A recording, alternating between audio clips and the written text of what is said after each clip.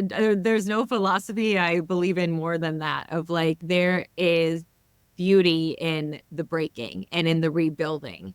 And so often we end up in a life that we necessarily didn't choose, even though we feel like we chose it. But when you are forced to recreate your life, when you're a little bit older and wiser as to what you really want in life, you then get to build the exact life that you really want and that you know is going to fulfill you.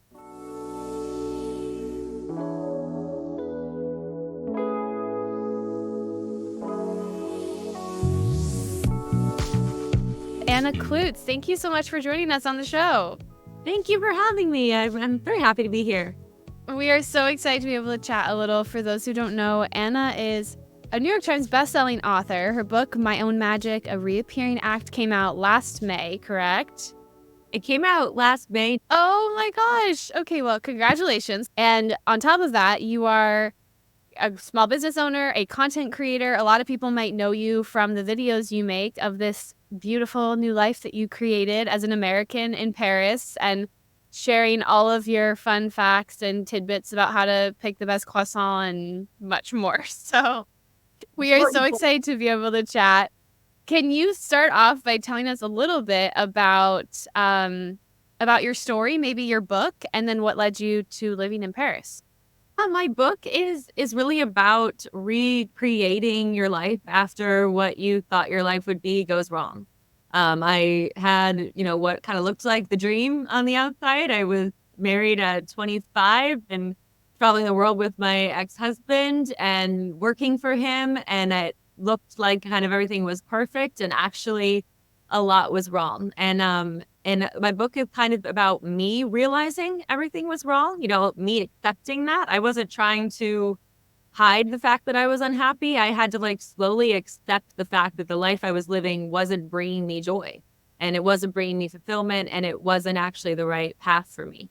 And then my book kind of talks about what do you do when you have to completely recreate your life over, which I had to do at 30 when I found myself going through a divorce, now unemployed and having nowhere to live and no idea what I was going to do next. And that's when I ultimately decided I'm going to move to Paris. And that's because that was always my dream. That was the path I had wanted to pursue when I was younger and what I really felt drawn to and led to. But I kind of chose this other thing. So when that path abruptly ended, I thought, well, what if we just backtrack? And what if I do the thing that I always really wanted to do before I chose this other person? What is my life going to look like if I choose me instead? What has your life been since you've moved to Paris? Oh, it's been many things. You had kind of a fun, I know there was new relationships that came about. I mean, it ended up just to show people that sometimes the most difficult things in your life can lead to the most beautiful. I absolutely don't, there's no philosophy I believe in more than that of there is beauty in the breaking and in the rebuilding. And so often we end up in a life that we necessarily didn't choose, even though we feel like we chose it. We end up doing these things and living day to day in this kind of pattern that just sort of happened to us. And the beautiful thing about that pattern breaking is that it at first is terrifying because you think everything about my world just ended and I don't have my normal anymore. And that can be really scary. But when you are forced to recreate your life, when you're a little bit older and wiser as to what you really want in life, you then get to build the exact life that you really want and that you know is going to fulfill you. Where the choices I made at 19 when I met my ex-husband, I didn't know yet what I really wanted. I had ideas, but I didn't know what was really going to bring me joy, what was really going to bring me fulfillment, what I really was passionate about, what I needed to do. It's certainly not the same way I knew at 30. So the life I was able to rebuild here became so beautiful because everything was intentional. The way I woke up was intentional. The music I listened to was intentional. The things I did with my free time was intentional. The food I ate, the hobbies I picked up, everything became about I'm choosing this because I want to, because I think it's going to bring me joy or it's going to help me grow, or it's going to get me out of my shell, or it's going to teach me something new. And I wasn't living that way previously. I love that. I feel like we hop right into the questions and then because I just want to hear your answers and I feel like that'll spark a lot of conversation. But I would love to know the best piece of advice you feel you've ever gotten. I mean, I talk about this in my book, and I've said this many times, but my perhaps like the most poignant advice I've been given, or like words that were said to me, was on night one of my divorce. I was at my sister's and my brother-in-law was there, and as I was like just sobbing and looked so destitute and sad, and like my world had just ended because it had.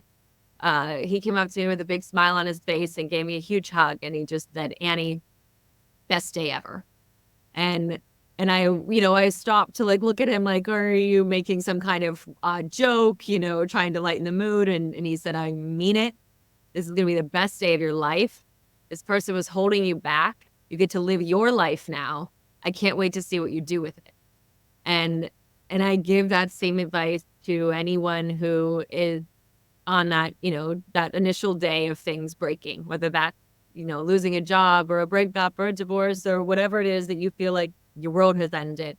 That there will be a time that you probably look back at that as that was the best thing that ever happened to me, because it sparked me to change, and it sparked this new growth and this new life that is so much better than the one I was just trying to survive in. Now I have a life that I'm living. Yeah, absolutely. Do you think back to him saying that, because I'm sure great things have happened since this big life event, since this big divorce, but also hard things always happen. Like they don't stop in this life, which is a tragic fact. Do you ever think back to that advice when hard things do happen? You think, well, if I thought that was the worst time in my life and I got through it, I can get through this next thing. Oh, absolutely. And I think that, I mean, the thing is I went through that. I thought that was the worst period of my life.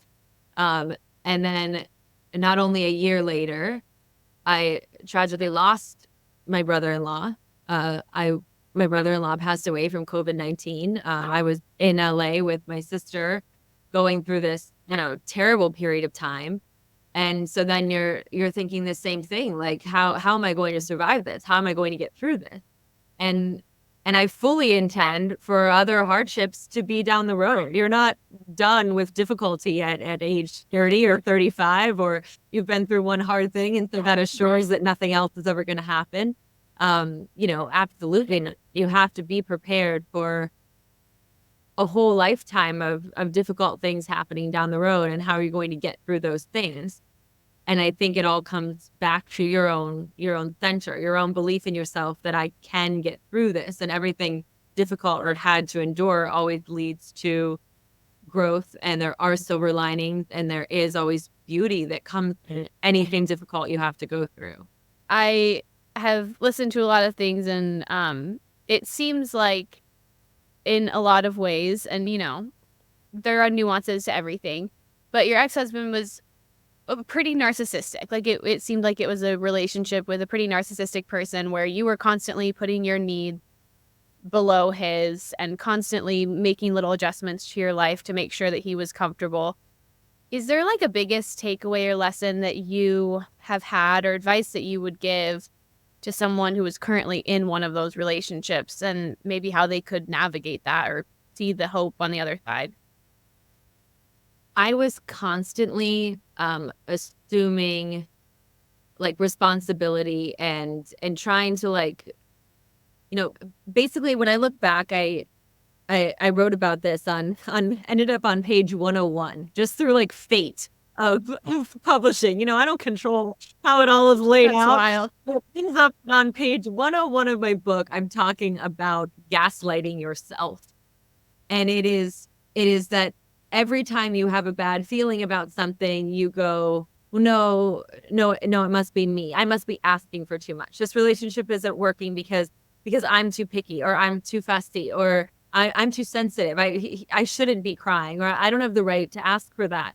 And that's what I was constantly doing to myself. I was quieting my inner voice down all the time, because I wanted my relationship to work so badly. And the problems I was having didn't seem big enough or like, drastic enough for me to really have I was constantly telling myself I don't have the right to be upset about this. And that's what I kept doing for years. I was invalidating my own feelings when they came up because I just refused to accept the truth and didn't I think I didn't want the truth to be the truth. And I was so convinced that I was the problem. And I think that that is something that can happen to you with particular type of people you're with. And you really have to be aware of that, of not gaslighting yourself and reminding yourself that your feelings are valid. And if you're feeling something, if your inner voice is saying something, to not try to quiet it, which is what we do. We tend to like turn that, volume dial down when Yeah. actually, like, if your inner voice is trying to talk to you, you need to full blast, maximum volume and Totally. trust what your gut is telling you and tell yourself you have the right to feel, you have the right to be upset, you have the right to cry. You know, someone might not necessarily be a bad person, but if they're making you feel bad, if your interaction with them ultimately leads to, I don't feel good about who I am, or I don't feel good about this situation, or I feel lesser than, or I feel like I have no, power or no right to be me, then you need to listen to that and you need to let it, let that be that, let yourself validate those feelings instead of trying to dismiss them. Yeah. Were there some signs you feel early on, or did you kind of just push those away so much that you really only recognized them after it was done? It was a lot of retrospect, and that's why I think writing is so healing. I started writing. I was writing always. A lot of the things in my book were written while I was still in my relationship, and it was just my way of processing things. But it's so often very hard in the moment to recognize something for what it is. But when you do look back, you think, wow, how did I not see that? Or how did I let that behavior go on? How did I not speak up? How did that not, why was that not something I saw as a problem? But because so often, the first time something happens, the second time something happens, it takes a while for it to really bother you, to like let it bother you. So you don't recognize the pattern right away because it might be, months before something is like, it is now really bothering me that every time we're in a car, I'm in the back seat alone, not being spoken to for hours. The first, the second, the third time, you're fine. Yeah. But a year later, you're like, this is weird, Yeah. And so in retrospect, you look back on things and then you even, the more you reflect, you really do pick up on patterns and see things that you weren't able to see in the moment. Now that you're in a new relationship as well, a healthy one, or is there like a spark notes that you would give to someone who's like, something about this relationship just doesn't feel right? Are there little things where you'd be like, maybe you should look out for these? The biggest thing I would say, if you really feel like something isn't right, like what are your like red flags? It's how you feel. The when I looked back, and again, this was all this was in reflecting and in me writing about, here's what was like the first time I met my ex-husband. I realized everything about that interaction made me feel lesser. Everything he said to me, everything he, his story, his life, his apartment, his job, and he wasn't trying to have this like condescending conversation, but everything about our interaction, I felt like I don't even deserve to be in a room with this person. They would never be interested in me. I'm nowhere near their level of anything. And if that is how someone makes you feel about yourself, that's not a good person to be in a relationship with, right? Like I should have left that interaction and been like, I'm out of here. And me today would have, but me at 19 didn't know that. So it sort of is that same like volume dial of like listen and don't ignore how someone makes you feel about yourself. Because if someone isn't making you feel good about who you are, or you really feel like you're going to need to change or hide or, you know, pretend that you're something you're not, that is an immediate to me, red flag. You should be Yeah. out the door. I feel like that applies to all relationships too. Like even friendships, any relationship you have should make you feel like your best self. And I think the sad part as well is when a lot of people don't have great self-esteem, maybe you think that like, oh, that is all I'm worth. Like this person treats me exactly how I'm worth. So maybe another side of that is like, do they treat you like your best self, even if maybe that's not where you are at right now? Like, do they make you feel like, oh, you're good enough as you are, or you can be so much more? Because when you have bad self-esteem, I think it's so easy to just feel like, well, this person pays attention at all. They give me the bare minimum, so I'm going to give it a shot. Yeah, it's very easy to settle for bare minimum, and that is definitely, and again, it's something that you don't necessarily realize you're doing at the time, but Yeah. in retrospect, you realize it. But Yeah. definitely with any relationship, with a work relationship, with friends, certainly with someone you might be potentially signing up to spend the rest of your life with, Yeah. you need to feel good about who you are with that person and how that person makes you feel. Yeah, absolutely.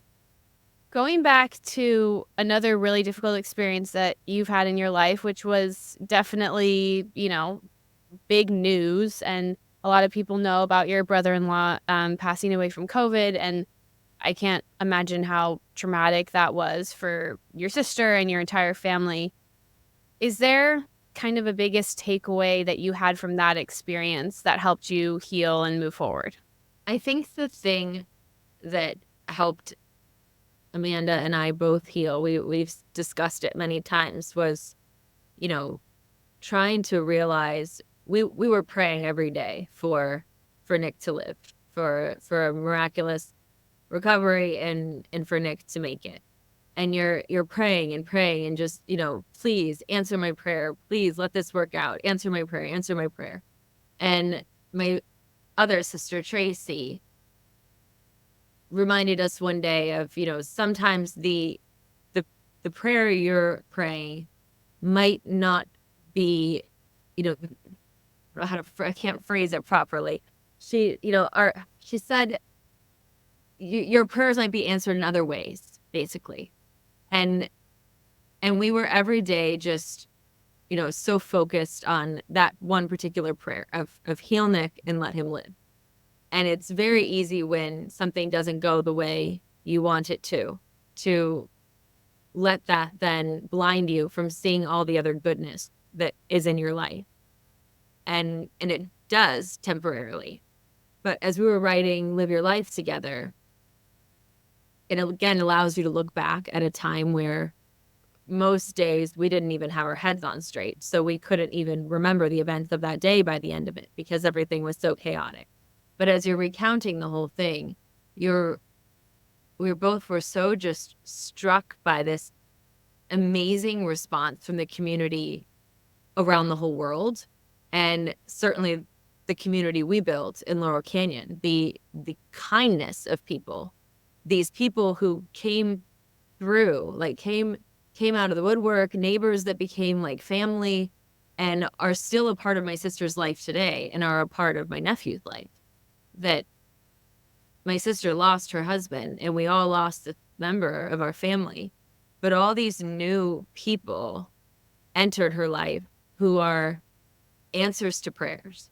So the prayer of Nick living ended up being delivered in, I'm going to infuse your life with all these people who are going to be there for you and are going to help you and are going to be a part of you raising your son and are going to be there to help you through this difficult time in a way that you can't even imagine. And all those people have remained. Like the people that are in her life now are started with that, and they are bonded in this beautiful way. And I every time I go back to Laurel Canyon, I feel this insane bond of that place because of this beautiful gifts that community gave us. And so I think, that's the biggest takeaway. It's like there are always these silver linings and you usually won't see them until after the fact. But I don't think anything is ever just taken from you without other beautiful things entering. I love that. I think whatever it is you believe in, God, a universe, a power, but whatever that is, I think there is this sense of like everything will be replenished. And sometimes we don't get what we want, but we get what we need. And what I think to myself when people say that is like, well, how painful is that going to be? And generally, it is pretty painful. But Terrible. the result sometimes is also more beautiful than what we could have imagined. And it seems like your life has just been an example of that over and over again. I think you have to lean into those silver linings, and I will say for sure that, like, having been through two very difficult periods of life, very close to each other, two like dark time, has made me appreciate the light like I never would have otherwise. And I've said before, it's like you're in a pitch black room, and that's what grief can feel like. That's what going through something awful can feel like. Like all the lights are off and you're just alone in the dark. And then there's this moment when the lights come back on. And when those lights first flash on, it's almost blinding, right? Like you almost can't open your eyes because it's so bright compared to the darkness. And that is kind of how I equate feeling joy again after being in something really awful. It's like that moment when the lights come on, when you first feel joy again, when you first feel happiness and something really touches your heart and brings you joy after something awful. The joy is blinding. Like the beauty is blinding that you almost can't even open your eyes because it's so bright. And I try to live in that place where I'm not going to let my eyes adjust to the light in the room because I know how dark the dark is. And so I'm so grateful for that feeling of when there is joy again and when there's beauty again, that it blinds you with how amazing it is. I try to stay there. I try to let everything that is beautiful and joyful that I see, not just have my eyes be adjusted to it, but to actually let it stop and temporarily, blind me and be grateful for it, and not just, go about my day accepting that the light is the light. That's so beautiful. Yeah, if that darkness never came, that light would not be so bright. It would just seem like the everyday, the norm. And that's the trap that we get ourselves into in our everyday lives that I feel like you have done such a beautiful way of digging yourself out of. Like you have taken control over creating that light in your life. But it's there. It's just whether you're choosing to accept it as normal. Pay attention. Yeah. Attention and to seek it out. And, people will, my boyfriend, when I first met my boyfriend, we walk around Paris together and he grew up here. And he would always be saying to me, as I would be like stopping, marveling at something as simple as a lamppost, he would be like, "C'est normal, it's normal." And I was like, this is not normal. Like, that might be normal to you, but this is not normal. And you have to stop and appreciate those things. If you do, you're going to live each day with a lot more appreciation and recognition of that beauty around you than if you're just walking around considering everything to be normal. I love that. I love that. The last point of your multifaceted life that I would like to touch on is the fact that you are legitimately a world traveler. What I found was that you've traveled to over 83 countries. Is that still correct? Or are we and counting? No, we're not. What's funny is I've still been traveling quite a bit over the last couple of years, but I keep going back to the same places, revisiting different cities, exploring deeper. But it's been a while since I've gone somewhere new. I'm hoping to, before this year ends, go somewhere I've wanted to go for a long time. But we'll see. Where are you hoping to go? Is it like are you trying to keep it under wraps? No, I really want to go to Sweden. I have Swedish roots, and I wanted to go there for a long time. I'm a massive ABBA fan, and they have a museum there. And You're speaking my love language. Even at the right time of the year is what's tricky. Like, it has to be summer, otherwise you're there and it's like the eternal night and it's freezing. So I'm trying to plan a summer hop over to Sweden. That would be absolutely beautiful. Um, what what are your travel tips? You are like so I mean, this like has nothing to do with inspiration or motivation, but I just feel like we have to ask you because you're like an expert traveler, and I know people are always aching for travel tips. You know, it does though. It does have to do with inspiration because the reason I fell in love with traveling was because it inspired me. The first solo trip I ever took was to Rome. And I didn't, not that I didn't have any interest in seeing Italy. Everyone has interest in seeing Italy, but I was obsessed with France. Like I grew up in Ohio. I'd never been anywhere. And I just was obsessed with France and I just had to get there. And I did. And I was doing my semester abroad. And I went to Italy because my friend was doing her semester there and I had a free place to stay. And so I was like, you know, I'm in Europe. I might never make it back to Europe. I should pop over to Italy while I can. You know, this was my mindset at 19. So I pop over and I was just like enthralled with everything. And it was so different from France, but, you know, similar in ways. But it was that sort of thing that like, it really opened my eyes to like, hold on a minute. I've just been so focused on France, but like, this is Italy. This is amazing. Then my brain was like, what does Tokyo feel like? What would happen to me if I was in, you know, if I could make it to Asia? What you know, everything just kind of everything around me I became super tuned into and super interested in. And it really started to inspire writing and photography and traveling so much with my ex-husband ultimately inspired me to pick up a camera and teach myself photography. I became in, you know, fell in love with these destinations and the story that a photograph could tell.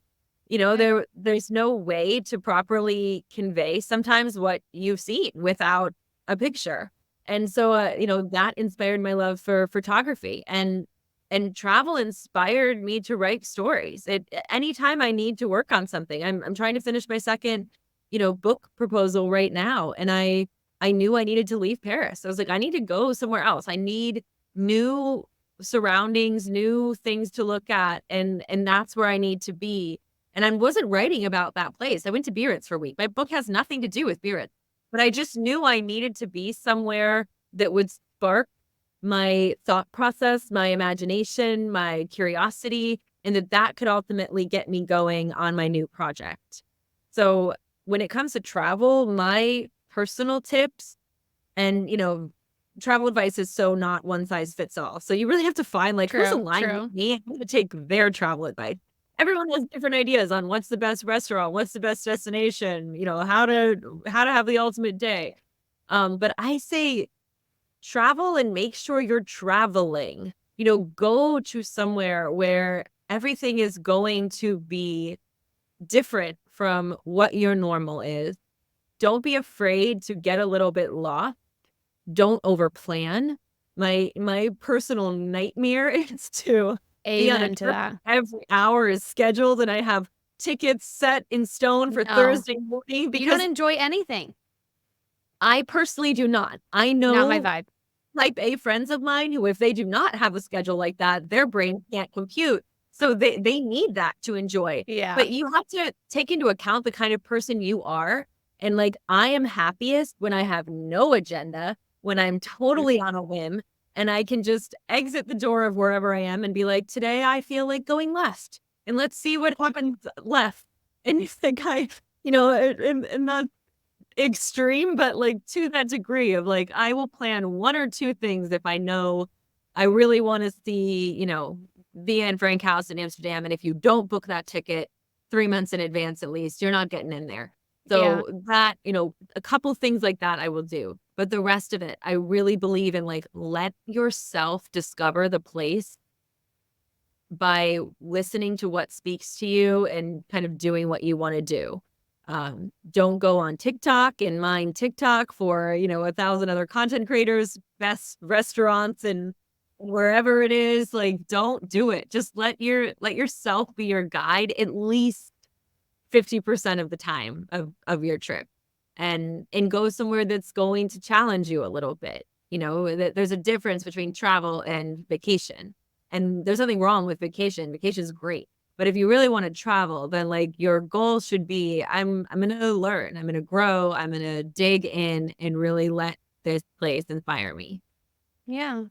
What do you think? I mean, at least every time I've traveled places and the more places I go, I feel like my takeaway is always like, wow, this is like a great big world that I just like my problems are not the center of the universe. I'm not the center of the universe. That to me is kind of like always why traveling feels like it fills my soul so much, just because not only are you seeing beautiful places, but you also just put your life into perspective and put yourself into perspective a little more. What would you say your biggest takeaway or like lesson has been through all of your traveling? Like, what have you learned about yourself or maybe the world around you? I learn something different every time, everywhere I go. I feel like there's a different takeaway from everywhere. At one place you're in might show you, you visit Rome for a couple weeks and you're like, I had no idea how much I loved history until I was surrounded by it. I had no idea I loved matcha until I was until I was in Tokyo for a couple weeks. Like it can open your eyes to so many parts of yourself and passions that you're not aware of. Um, as long as you go into it wanting to learn and being curious about that other culture. You can't travel and expect somewhere to be home and expect them to do things the way you do. You have to go into it knowing, like, my ultimate goal here is to learn something and to see if there isn't some kind of personal takeaway for me. Um, and if there's been, like, one just, like, big overriding thing that travel has taught me is how capable I am. When you are put in a situation where all of a sudden no one speaks the language, and when I first started traveling, I didn't have a phone. I was like old-fashioned paper map at the concierge Oh my gosh. around town. And, I grew up as the baby of 5 kids, and I was always kind of, taken care of and treated like the little one. And when I was suddenly, like, navigating cities on my own in another language with a paper map, I was like, I am I am capable and Yeah. independent, and, like, what can't I do? Like, it gave me insane, insane confidence in Yeah. my own ability to do things and to do them for myself. And that is such a huge takeaway of travel, to not let it intimidate you, to, like, go out there and let the world teach you who you are. Absolutely. I love that. Okay, last question, but if you were to talk to younger Anna, the young Anna in Ohio, now having the retrospect and the life experience you do, and if you were to tell her one thing that you think would comfort her or maybe just help her along through some of the trials that you've had throughout your life, what would you tell her? I guess I would say, like, buckle up, like, not going to be easy, but everything everything I was always really passionate about, I identified very early, right? Like, it hit me like a ton of bricks when I walked into a French class the first time. I was like, "I love this." The first time I ever, like, sat down in my one particular English teacher in high school and, like, really started to love writing, I was like, "I could write essays all day long." I love doing this. I love books. I love writing. I love reading. You know, th the first time I was alone in Rome on that trip, I was like, "I love traveling. I love being out here. This is lighting my heart on fire." And I never knew what any of these things would lead to. It didn't make sense. That wasn't a job at the time. What I'm doing wasn't a job, but I could have said, I want that to be my job." But I never stopped feeding those passions, even though it didn't make sense. Why was I taking French when I was living in Ohio at age 12, right? Like, people would tell One me, might have asked. why are you wasting your time on this? You're never gonna use your French." And all I would tell myself is, like, "Those passions you have, don't ignore them. Keep feeding them." And I did. No matter what, keep feeding those passions. They might not make any sense. Other people might be telling you, your dreams are crazy. They're not crazy. It's all gonna work out. And, you're doing the right thing. But buckle up because it's not a paved road. And I do really believe that if you expect things to just be easy and to work out easy for you, that is the hardest pill you're gonna have to swallow, because no one who is currently living a life that they're, happy with, it was that just handed to them, and it arrived on this, golden platter. Like, it takes a lot of work and a lot of rejection and a lot of pain and a lot of hurt. You have to grow through all of that to eventually end up where you want. And I would just tell myself, like, it's coming. Like, be ready. It's gonna come. You're gonna have to go through hard things, but keep believing and keep feeding those passions, that you keep feeding those things that light your heart on fire, and it will all lead to something if those are what, you really stay focused on. Thank you so much, Anna, for taking the time to chat. This has been a wonderful conversation in every sense of the word. Again, you're so multifaceted, and so I feel like I could just ask like so many different questions based on the different areas of your life. But I know that your stories has helped a lot of people, and the content you create is so emboldening and fun for people to follow. And so thank you for just being a light on the sphere of social media. Thank you. So, Can you let us know where everyone can go to keep following along with everything you're doing, any new projects we want to support? I share daily on Instagram. That's just at Anna Kloots. My website, Anna.com, has, you know, uh, anything I'm doing updated on there as well.